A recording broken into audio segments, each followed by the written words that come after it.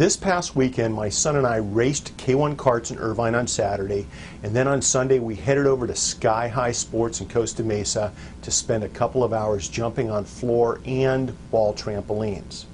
As you can see behind me, everyone was jumping for joy and had a good time.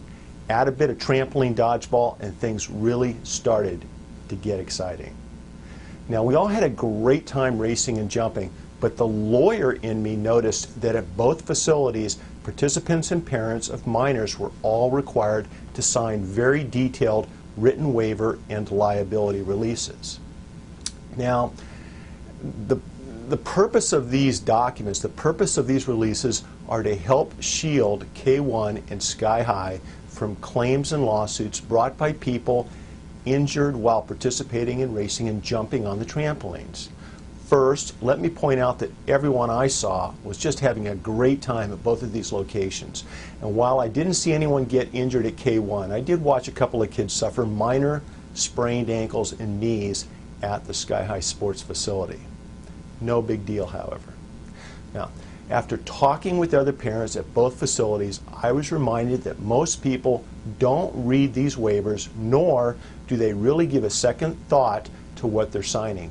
Because of this, I thought I'd share a few thoughts with you about liability waivers and a concept in California commonly known as the assumption of risk doctrine. Most of us understand and appreciate the fact that participating in a recreational sporting activity may involve some degree of risk. Getting hit by a baseball while playing or watching a baseball game is one example. Getting hurt while playing football or spraining an ankle while jumping on a trampoline are several additional examples. These are inherent risks associated with these sports. If you're going to play, then it's only reasonable that you assume the inherent risk of that particular sport. And I don't have a problem with that. Most people don't. Generally speaking, California law prohibits someone who is harmed because of the inherent risk of a recreational sport from bringing a claim for damages. Written liability waivers and releases, together with the legal theory of assumption of risk, help protect these businesses and product manufacturers from being sued for injuries caused by the inherent risk or normal risk of a person that might be expected when participating in that particular type of activity. And I'm okay with that. As an ex-hang glider pilot, windsurfer, and motocross racer, it's fun to be able to do these things, and I think it's important.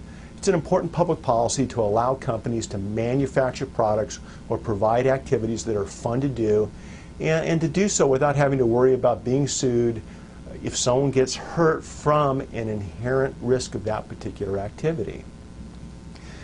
Having said that, it's important to keep in mind that there's a big difference between suffering an injury from an inherent risk of the activity you're participating in and being injured because someone intentionally or wrongfully acted, causing your injury, or a company designing, manufacturing, and selling an unsafe product.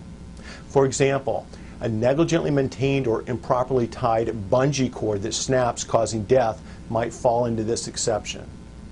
A football player being allowed to play in a high school varsity football game with a broken football helmet is another possible example. In these types of cases, a waiver and release and the assumption of risk doctrine probably will not protect the violating person or company. And to me, that just makes good sense. Look, each case is different, and the law is continuing to evolve in this area. So if you or a family member have been seriously injured while participating in a recreational sport, and you feel that the cause of your injury was from something other than an inherent risk of the sport, it would be smart to contact an experienced personal injury or wrongful death lawyer to get your questions answered. That's about it. If you have any questions, contact us through our website at jacksonandwilson.com. This is Mitch Jackson, thanking you for your time and making sure to remind each and every one of you to make today your masterpiece.